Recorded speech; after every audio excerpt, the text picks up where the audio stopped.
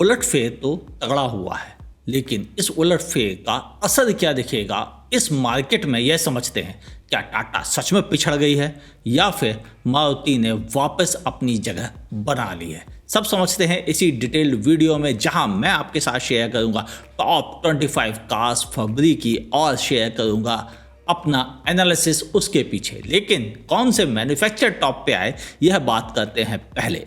मैं हूं आपका होस्ट अमित और आप देख रहे हैं आज कार गुरु। शुरुआत करते हैं सिट्रन से, जिसने 59 यूनिट बेची हैं, पिछले साल 0 यूनिट बेचे थे, यानी अच्छा कवर। जीप 1020 यूनिट बेचे हैं, जबकि पिछले साल इन्होंने 1103 यूनिट बेचे थे, यानी 7.5% की सेल गिर गई है। निसान 2456 यूनिट, पिछले साल के मुकाबले 42% सेल गिर गई है। फॉक्सवैगन 4028 यूनिट, पिछले साल के मुकाबले इनकी 84% सेल्स बढ़ी है, thanks to Taigun. Skoda 4503 unit, पिछले साल के मुकाबले 427% की ग्रोथ मिली है। 428% कहना चाहिए इसको, यानी जबरदस्त ग्रोथ, थैंक्स टू कुशाक। बढ़ते हैं अगले ब्रांड की तरफ, जो कि है MG मोटर्स 4528 यूनिट, अभी चौथा साल ही चल रहा है इसको इंडिया में। 4.6% की ग्रोथ इनको भी मिल गई है।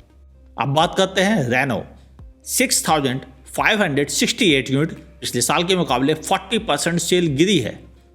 इसकी सेल क्यों गिरी, रीजन समझ में नहीं आता। टाइगर अच्छी गिनती में बिक रही है, हालांकि उसके लोअर वेरिएंट बिक रहे हैं, टॉप वेरिएंट नहीं बिक रहे हैं। कमाल की बात है। होंडा 7187 यूनिट, पिछले साल के मुकाबले इन्हें भी 23% का लॉस हुआ है। हाँ, अधिकतर मैन्युफैक्चरर्स अपने आप को श्रिंक कर रहे हैं, उनमें होंडा भी शामिल है। टोयोटा 8745 यूनिट, पिछले साल के मुकाबले 38% की सेल इनकी भी गिरी है। हाँ, ग्लेंजा का नया वेरिएंट जो आने वाला है और ऊपर से अर्बन क्रूजर का, बाकी सेल थोड़ी बहुत इनोवा ला रही है, सब बाकी सब तो बंद कर दिया इन्होंने, कुछ बचा नहीं इनके पास। कितनी कारें बंद हुई हैं नीचे लिखिएगा नाम, ताकि मुझे भी पता चले आप कितने अच्छे से जानते हैं टोयोटा को। किया मोटर्स 18,121 यूनिट, 4 साल में यह कहां से कहां पहुंच गई, 5वें नंबर की कंपनी बन गई इंडिया की। 8.5% की ग्रोथ मिली है पिछले साल के मुकाबले इनको भी। कारेंस ने अच्छी पकड़ बनानी शुरू कर दी है। महिंद्रा मोटर्स 27,563 यूनिट, पिछले साल के मुकाबले 79% की ग्रोथ मिली है, बहुत ज़बरदस्त ग्रोथ। XUV 700, बोलेरो और XUV 300, जिसे कि इको स्पोर्ट की सेल मिलने लगी है, इन सब की वजह से महिंद्रा ने अपनी पोजीशन स्ट्रॉन्ग कर ली।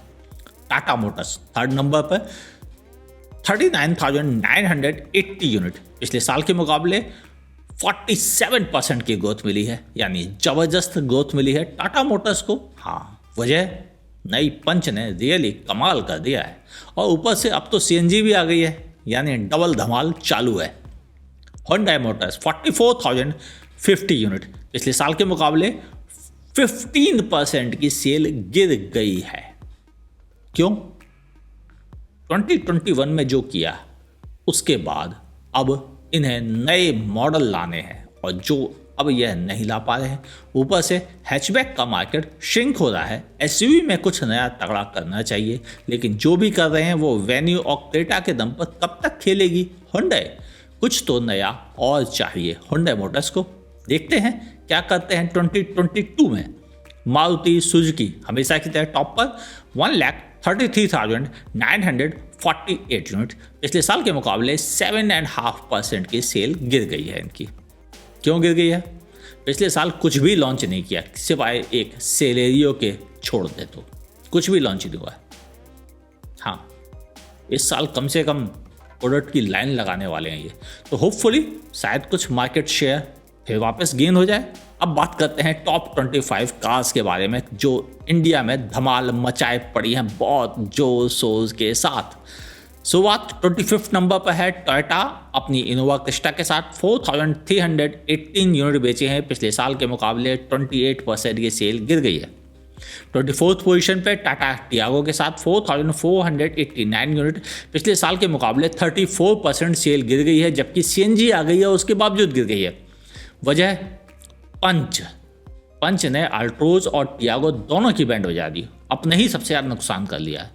बहुत गलत प्रैक्टिस, कुछ टाटा को और करना चाहिए। 23rd नंबर पर है महिंद्रा XUV 300, 4,511 यूनिट, पिछले साल के मुकाबले 42% सेल बढ़ी है फरवरी मंथ की। और ये सारी सेल्स फिगर जो आपके साथ शेयर कर रहा हूँ यह कंपनीज द्वारा डीलर्स को बेची गई गाड़ियों की सेल्स फिगर होती हैं। ठीक है सर।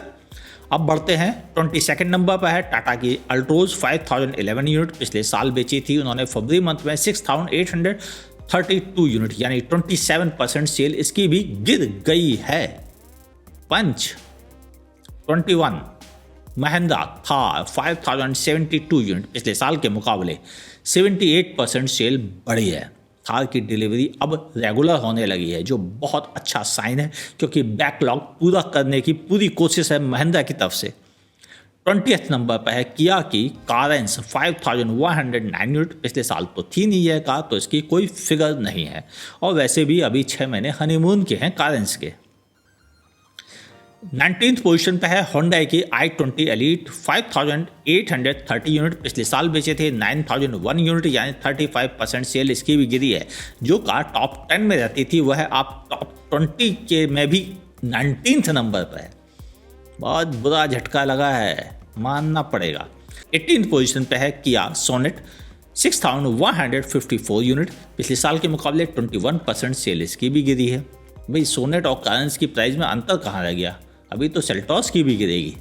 अब बात करते हैं 17th नंबर पर है किया की सेल्टॉस, यानी इसकी भी सेल गिर गई है 6,575 यूनिट, पिछले साल के मुकाबले 21% सेल इसकी भी गिरी है। 16th पोजीशन पर है मारुति सुजुकी की एस्प्रेसो 8,140 यूनिट, पिछले साल के मुकाबले 16% की सेल बढ़ गई है।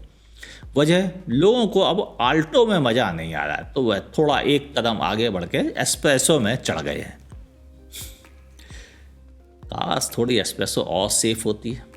चलो बढ़ते हैं 15th पोजीशन पर Hyundai मोटर्स ग्रैंड आई10 8,552 यूनिट, पिछले साल के मुकाबले 17% सेल इसकी भी गिरी है।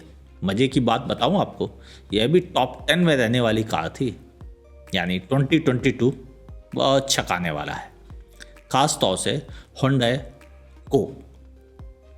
अब बढ़ते हैं 14th नंबर पर है मारुति सुजुकी की इको, इसकी भी सेल गिरी है 9,190 यूनिट, 23% इसकी भी सेल गिर गई है। 13th पोजीशन पर है विटारा ब्रेजा 9,256 यूनिट, इसकी भी सेल 20% गिर गई है। नई ब्रेजा आने वाली है तो पुरानी की सेल गिरेगी तो है ही। 12th पोजीशन पर है टाटा की पंच 9,592 यूनिट, यानी इसकी सेल काफ़ी अच्छी हो रही है, हालांकि अभी भी इसका हनीमून पीरियड ही चल रहा है और उस हिसाब से बहुत अच्छी परफॉर्मेंस है। हालांकि टॉप 10 में नहीं रह गई, इस बात को लेकर मुझे थोड़ा अफसोस भी है और ताजुब भी है। मैं उम्मीद रखता था यह टॉप 10 में जानी चाहिए, क्योंकि इसकी वजह से अल्ट्रोज की भी बैंड बजी है और टियागो की भी, यानी अपनी कारों का नुकसान करने के बावजूद यह टॉप 10 में नहीं पहुँची। Bad, very bad. 11th position पर है Hyundai की क्रेटा 9,606 यूनिट, पिछले साल बेचे थे 12,418 यूनिट, यानी इसकी भी 23% सेल गिरी है। यह भी टॉप 10 में रहने वाली कार थी, कमाल की बात है। अब टॉप 10 में बचा क्या है, चलो बात करते हैं। 10th नंबर पर है मारुति सुजुकी की सेलेरियो 9,896 यूनिट, पिछले साल के मुकाबले 59% की ग्रोथ मिली है। नई सेलेरियो की वजह से यह ग्रोथ आई है और सीधे सच्चे शब्दों में कहूँ तो हनीमून पीरियड चल रहा है, जैसा कि मैं अक्सर ताना मार के कहता हूँ। अब बात करते हैं 9th पोजीशन पर है Hyundai SUV वेन्यू 10,212 यूनिट, पिछले साल के मुकाबले 9% सेल इसकी भी गिर गई है। 8th पोजीशन पर है महिंद्रा की बोलेरो, कमाल की बात है 11,045 यूनिट, इसमें आपको बोलेरो और TUV 300 जिसे आप बोलेरो नियो कहते हैं, उन दोनों की सेल जोड़ दी गई है, तो सेल डबल दिख रही है आपको फिगर्स में और इसे 128% की ग्रोथ बताया जा रहा है बोलेरो की। मेरे हिसाब से शायद 100% की ग्रोथ तो जरूर है बोलेरो को, यानी बोलेरो ने काफ़ी अच्छा परफॉर्म किया है। 7th पोजीशन पे है आल्टो 11,551 यूनिट, पिछले साल के मुकाबले 19% सेल गिर गई है। 6th पोजीशन पे है आर्टिगा 11,649 यूनिट, इसकी सेल बढ़ गई है 19%। कमाल की बात है, आर्टिगा के चाहने वाले बहुत ज़बरदस्त हो गए हैं। 5th पोजीशन पे है टाटा की नेक्सॉन 12,259 यूनिट, 55% की ग्रोथ मिली है। 2017-18 में जब मैंने इस कार को car of the year award दिया था तो लोग कहते थे टाटा में कहाँ वो बात है, लेकिन मुझे पता था ये कार कुछ कमाल करेगी। और 2017 में की हुई हमारी भविष्यवाणी आज बता रही है। हालांकि वो अलग बात है कि 2018-19 में एक नेक्सॉन हमारे घर में भी आ गई कार गुरु फैमिली में। अगर आपको नहीं पता है तो जान जाइए। 4th पोजीशन पे है मारुति की बलेनो 12,570 यूनिट, 37% इसकी भी सेल गिरी है। अब तो नई बलेनो आ गई तो उम्मीद है कि अब सेल बढ़ेगी धीरे धीरे और हनीमून पीरियड आएगा। 3rd पोजीशन पे है मारुति वैगन आर 14,669 यूनिट, पिछले साल के मुकाबले 22% सेल इसकी गिर गई है। 2nd पोजीशन पे है मारुति सुजुकी की डिजायर 17,438 यूनिट, पिछले साल के मुकाबले 47% सेल बढ़ गई है।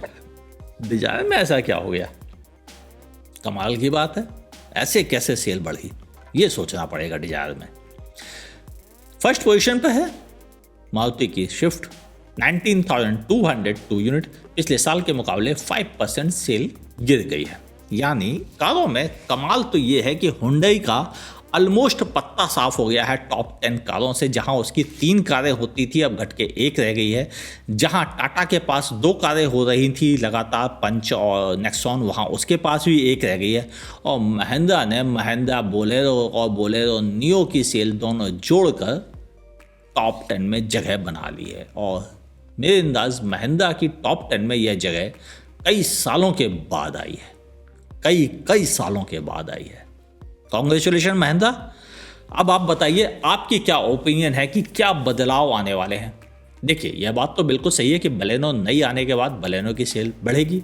बिल्कुल नई बलेनो सबको पसंद भी आ रही है, फीचर्स भी बेहतर हो गए हैं और बिल्ड क्वालिटी भी बेहतर हो गई है। अगले जो और प्रोडक्ट आने वाले हैं मारुति के, उससे भी असर पड़ेगा क्योंकि 2022 में मारुति सबसे ज़्यादा प्रोडक्ट लॉन्च करने की तैयारी कर रही है। इसके अलावा ग्लेंजा भी इसी मंथ आने वाली है जो टोयोटा की सेल को थोड़ा सा बूस्ट देगी, क्योंकि जब बलेनो की डिलीवरी नहीं मिलेंगी तो लोग ग्लेंजा की तरफ जाएंगे ही जाएंगे। और ऊपर से ग्लेंजा की वारंटी भी थोड़ी ज़्यादा होती है। टाटा के लिए अच्छा टाइम आ सकता है अगर वह अपनी टियागो की प्राइस को वापस उसी पोजीशन पे ला दे जिस पोजीशन पे थी आज से 1 साल पहले।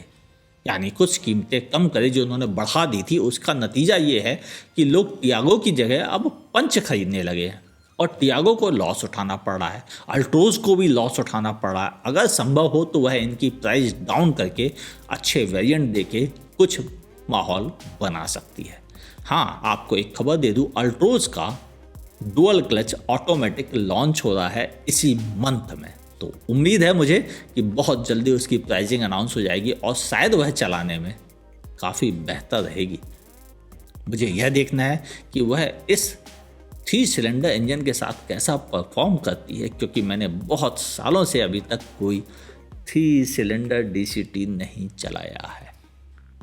इसका वेट कर रहा हूँ, क्या पता बेहतरीन परफॉर्मेंस दे दे टाटा और टर्बो वाली कमियों को दूर कर दे तो मज़ा आ जाए। देखते हैं क्या होगा इस महीने, क्योंकि बहुत से चेंजेस आने वाले हैं। आपकी क्या ओपिनियन है नीचे कमेंट सेक्शन में लिखना ना भूलिएगा। ये वीडियो कैसा लगा वह भी लिखिएगा और यह भी बताइएगा कि आप और क्या देखना चाहते हैं। आस्क कार गुरु पे लाइक किया नहीं किया तो कर दो ना, नहीं पसंद आया डिसलाइक कर दो। लेकिन ये फिगर्स पे मेरा कोई जोर नहीं है, जो आप खरीदते हो वही मैं गिनती सुना देता हूँ। तो मेरी कोई गलती नहीं है। अगर आपने किसी कार को हरवा दिया है तो, या आपने किसी कार को जितवा दिया है तो उसमें मेरा कोई दोष नहीं है। तो प्लीज़ लाइक या डिसलाइक ईमानदारी से कीजिएगा। अगर आप फेसबुक पे देखें तो मेरे पेज को लाइक कीजिए और फॉलो करना ना भूलिए। यूट्यूब पे देखें तो मेरे चैनल को सब्सक्राइब कीजिए, बगल में दी हुई नोटिफिकेशन बेल दबाना ना भूलिएगा। मुलाकात होगी ऐसे ही किसी शानदार कार के साथ। देखते रहिए आस्क कार गुरु।